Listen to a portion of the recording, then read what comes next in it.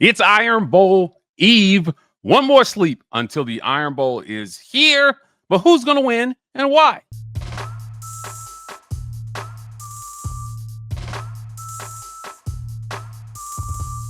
Welcome on into the Auburn Express, powered by the War Report. I'm your host, Mike G. Turn us on, turn us up, we'll turn it out. I'm here with my good friend Logan Fowler, senior writer at thewarreport.com, to talk a little Auburn football here on the Friday before the Iron Bowl. As we're recording this, we got a lot of good football today. The Egg Bowl is today. Georgia Tech is today.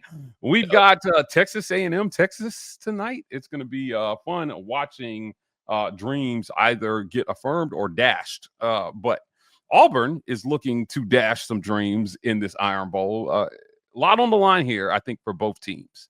And obviously, one team's playing for a playoff spot. I think we agree.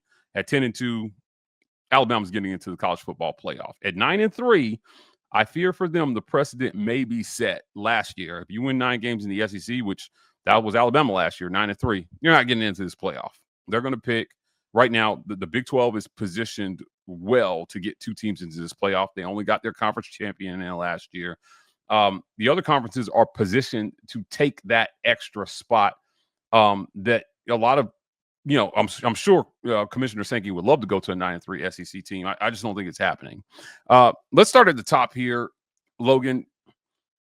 This is a very, very important game for Auburn. And they don't have a head coach right now. They've got an interim head coach. But if you, depending on who you talk to, and if you're talking to us, DJ Durkin is likely to be on the Plains in any scenario Auburn comes up with at head coach next year. So for him, he's got to make decisions that live beyond this game. If you're DJ Durkin, how do you coach this game to win this game, but also set your team up for next year, man, because you're probably still going to be here? Yeah, I mean, regardless of what happens, DJ Durkin, like you said, man, all implications and speculation kind of point to him staying on the Plains. I kind of hear rumblings about him and his wife building a permanent home in Auburn. Mm-hmm. So, I mean, that sounds pretty telling to me right there, Mike G. Look, he's going to be coaching his tail off. That's the expectation out of Durkin every week, every day in and day out. He's going to get the most out of his guys, and I certainly would never expect DJ Durkin, the disciplinarian, hard tail coaching style that he has, to let up at all, especially against Auburn's bitter rival and with the chance to knock Alabama out of the college football playoffs. Look, he's going to be. He's going to be fired up for this one. Like you said, he's setting himself up, regardless of if he's the permanent head coach, regardless of if he's the defensive coordinator, regardless of if he isn't even there. He's going to do right by the kids. He's going to do right by the Auburn family.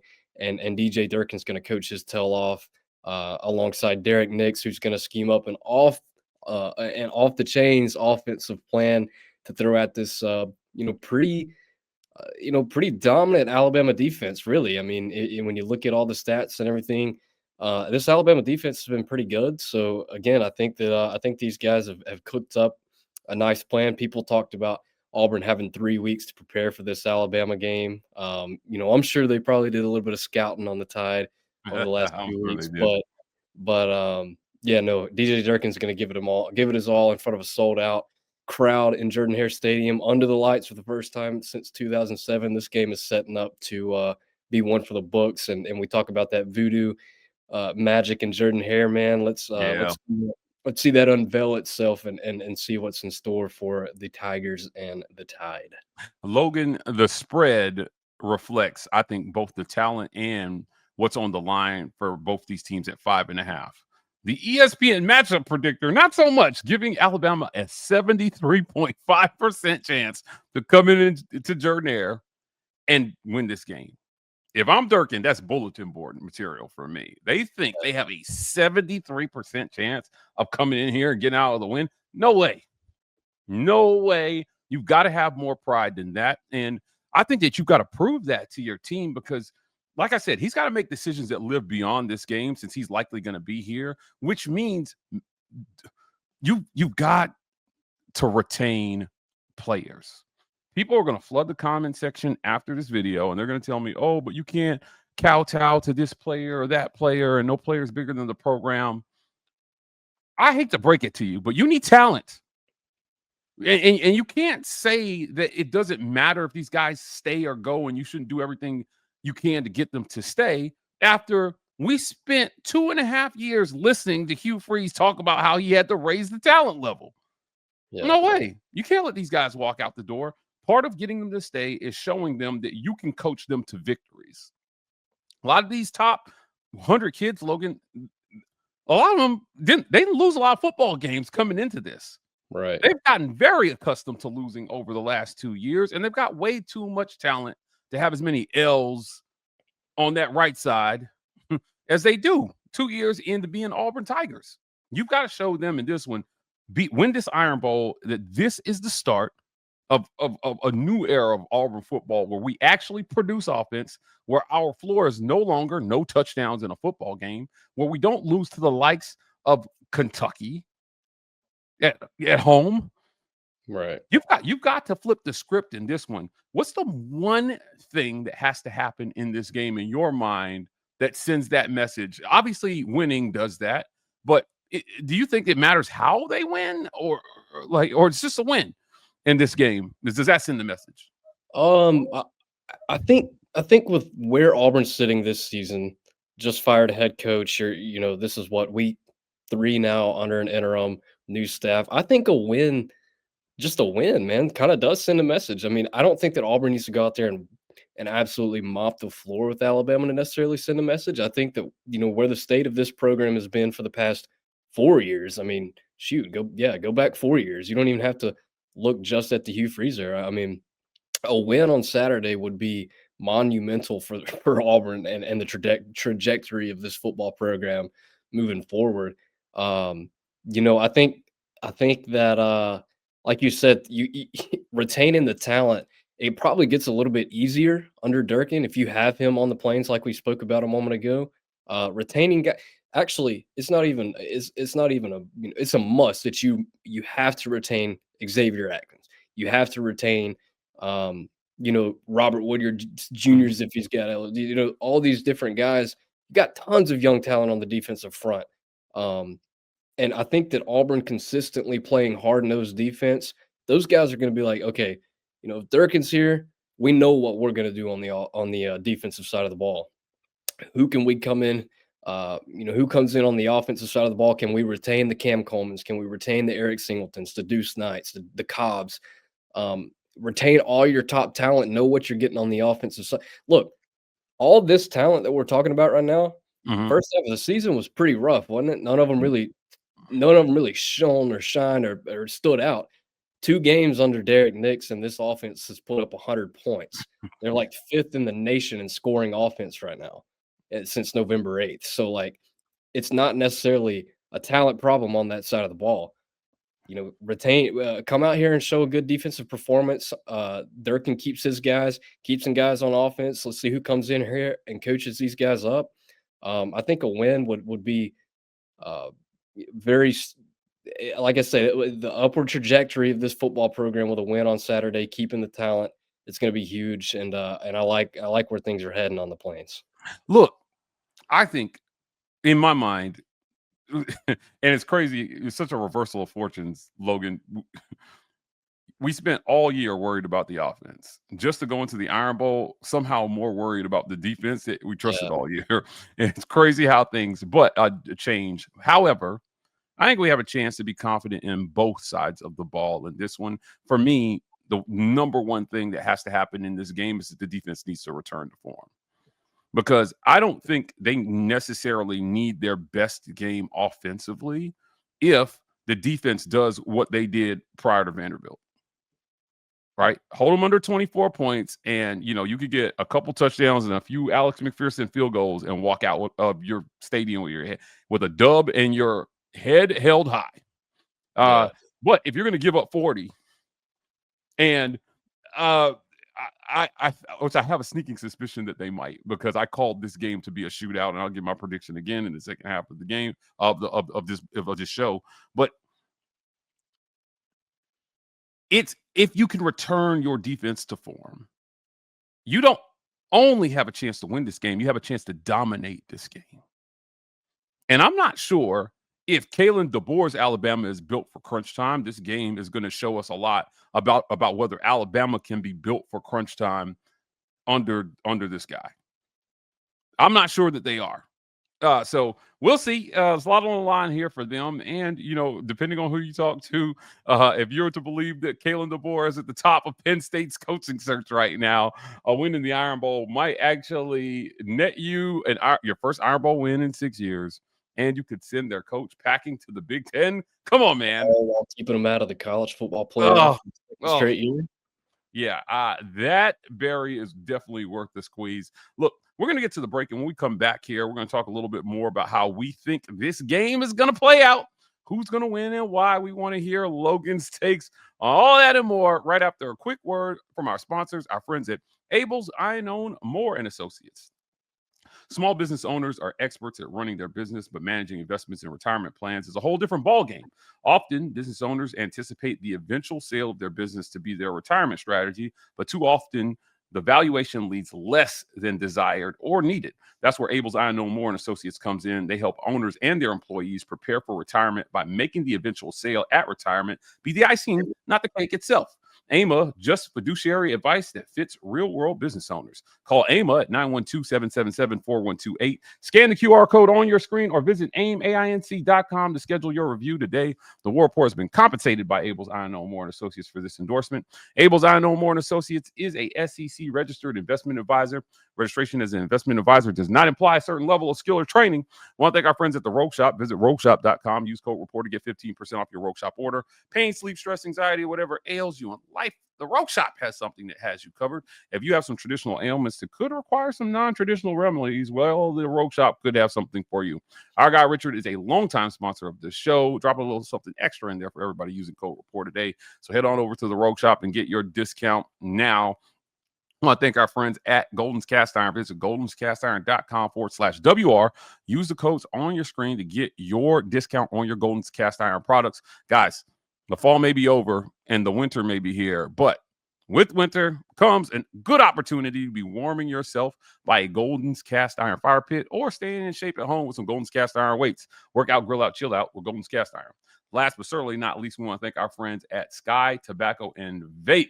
Ever run out of vape juice at 10 p.m. and think, well, that's it, I'm out of luck? Well, not with Sky Tobacco and Vape. These guys have got more locations than the Waffle House, Columbus, Phoenix City. They're everywhere. Whether you're on the thruway, the bypass, or just lost with bad directions, Sky Tobacco and Vape is probably 10 feet away. They've got vapes, tobaccos, and deals so good you'll swear they misprinted the price tags. Sky Tobacco and Vape, good vibes, great deals, and zero judgment if you walk in late night wearing your pajama pants. Let's hop back into our conversation here. Someone's got to win. Someone's got to lose. I think this one is a shootout. I mean, sorry to cut you off there. No.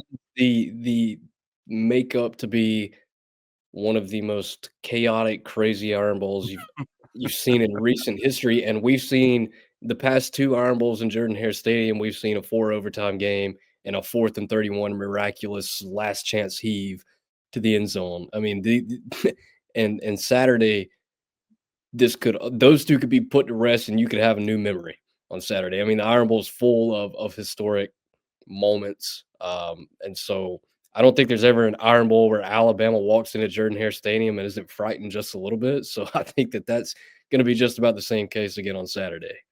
Yeah, I agree. Look, I called this one 34-24 Auburn. I'm ready to revise that. And I think it's going to be 41-31 Auburn. Wow. I think Auburn goes nuts in this game, man. Derek Nix, I've been told, is cooking up something that's not on tape. So if you're game planning for even what you saw the last two games, good luck in this game. And the players are really excited about the offensive game plan in this one. They are effing giddy about what they're going to roll out in the Iron Bowl. I cannot wait to see it. And if Auburn wins the toss, and I'm not sure how it works for home games. I think they get to choose, right? Like, is it based on home or away? I don't think so. I was told that they're going to take the ball. I was told they're going to take the ball and they're going to run it up from drive one. This is going to be so much fun to watch. I have not felt this confident about Auburn going into an Iron Bowl since Gus. It's whenever in the Gus era. Yeah. Yeah, I mean, since then, it's been just a lot of nervousness. I felt like they could have won a couple. Obviously, Harsin almost won his first one. Hugh almost won his first one, but they didn't. We got OT. We got 4th and 31. We got all kind of craziness that ended up with Auburn still losing the football game, Logan. I think that changes on Saturday, and there's no place to do it than in what I think is now the best stadium in the SEC with the north end zone scoreboard and the big old one in the south end zone by the students, the crowd. John Cohen said one of the things that attracted so many big name candidates to Auburn was the fact that they sold out every game while Hugh Freeze was turning and losing seasons. Yeah. Saturday is going to be no different. It's going to be sold out. And look, you and I will be in the press box warm for this one if it's cold tomorrow. But look, I got to know where you stand on this one. What is most likely? Auburn's offense returns to their early season form, and they struggle at times, and the defense plays well, but they come up just short because they can't score 21 points in a Power 4 football game. Or do we see the offensive explosion that we've seen the last 2 weeks? Mind you, one against Mercer, but if you ask Pat McAfee, Mercer's the best FCS team to ever FCS. Right. So you can't both pick them to lose and then write off the blowout win. So I don't hear that from Pat on Saturday if he makes picks on this game. Yeah, what do you think happens in this one? I need to know.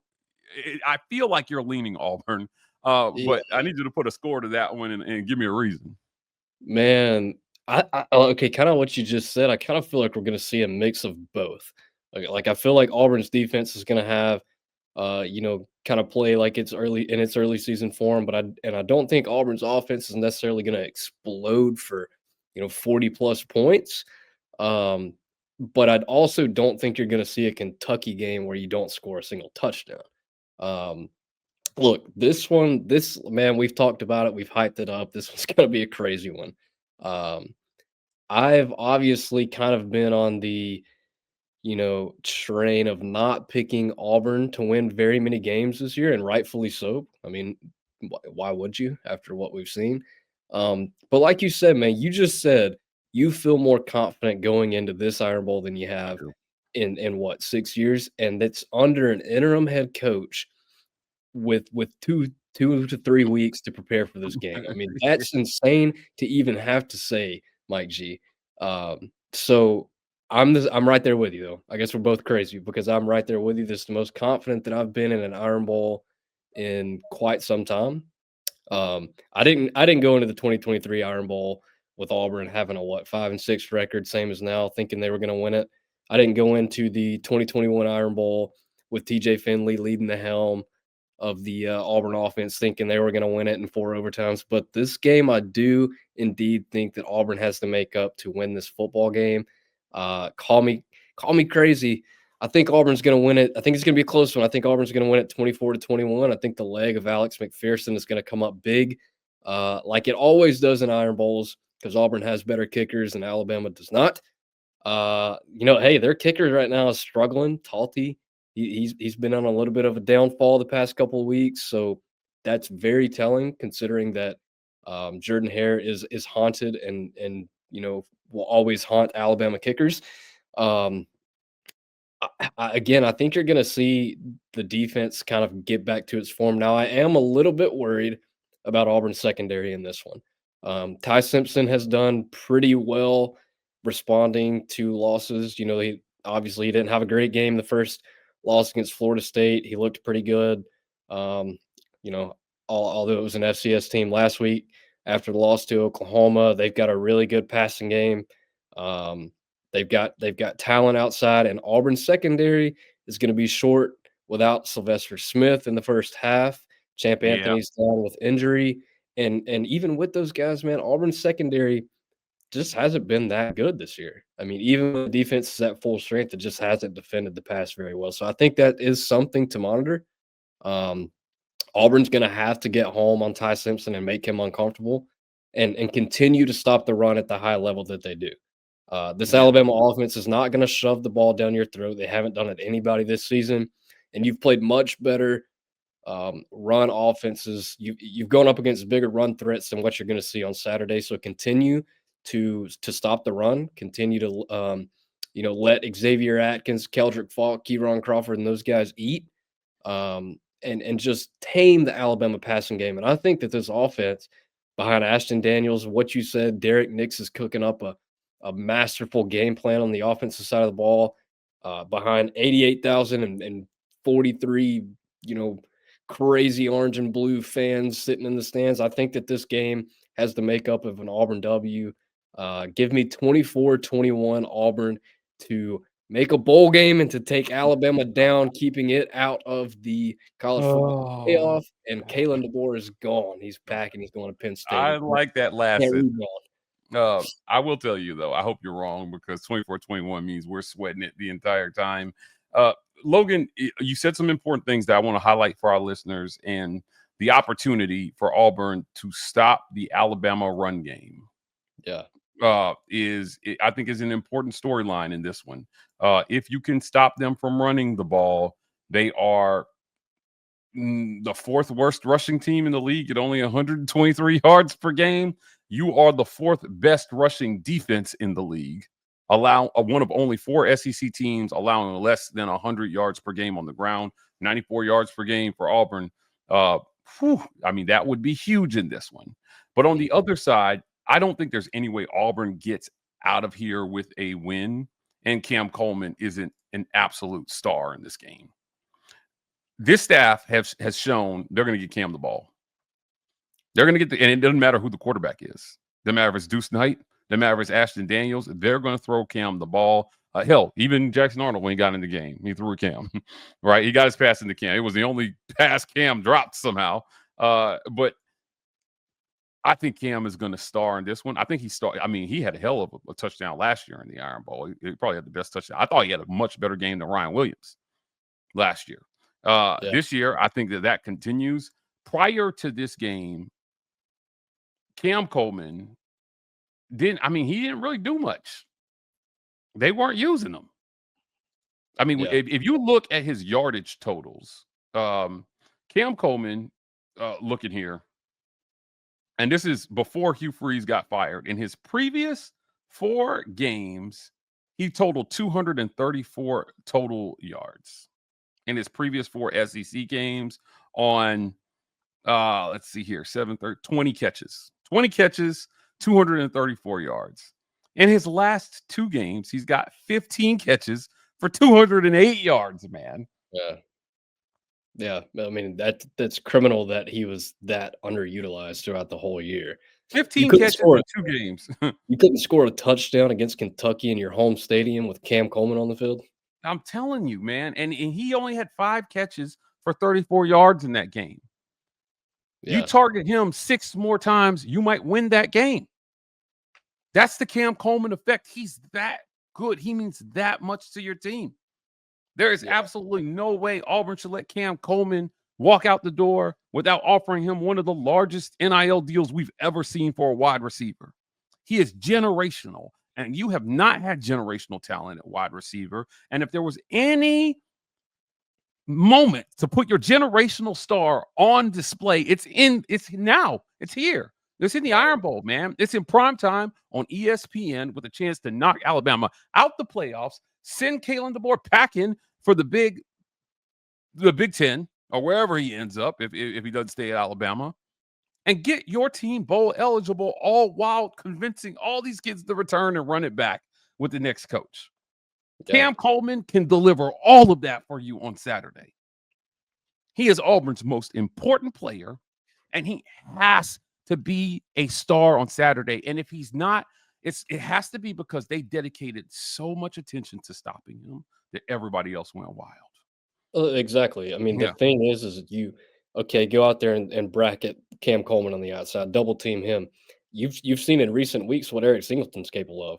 Malcolm Simmons went for 160 plus yards last week. Yeah, I get it was against Mercer, but that's what Malcolm Simmons is capable of doing. These quarterbacks have shown the willingness to get the ball to the playmakers. Derek Nix has shown the willingness to utilize his best playmakers in this offensive game plan. And when you're doing that and you're so focused on the outside and what's happening out there, Auburn's pretty dang good in the run game too. And they've got a guy who's about 60 plus yards away from having the 31st 1,000-yard campaign and program history in Jeremiah Cobb. So you've got the weapons, and like you said, man, it all revolves around Cam Coleman. He's the X factor for this Auburn offense, and if he has a big game on Saturday, I like Auburn's chances. Look, Auburn's got nothing to lose, man. They have absolutely nothing to lose. Alabama has everything to gain, which makes this, another scary addition of the Iron Bowl. That's why you can never count Auburn out in Jordan-Hare Stadium, and you certainly can't ever count out an underdog Auburn in a primetime spot to make an upset against their bitter rival like this. Yeah, I agree 100%. It's going to be so much fun to watch on Saturday. Can't wait to be there with you, my friend Logan Fowler, senior writer at thewarreport.com. Guys, we're going to get out of here, but before we do, YouTube has a new feature that we want to tell you all about. YouTube now has a hype button just for the content you love the most. The War Report is delivering the coverage you count on daily, so smash that hype button to help the channel reach more college sports fans. It's a great way to support our work. Smash that hype button. Smash that hype button for us. And while you're smashing that hype button, hit the comment section after the video. Let us know what you think. What's your score and why? And tell us why Cam Coleman goes crazy in this Iron Bowl. I'm not leaving you an option to tell me that he's not. Just tell me that he is and tell me what it looks like. And while you're in the comment section, we need your help. Smash that super thanks button. Your financial support helps keep the work that we're doing here going. Please hit like and subscribe. We are the War Report on every social media platform. TW Report on TikTok. We're signing off, and as always, War Eagle.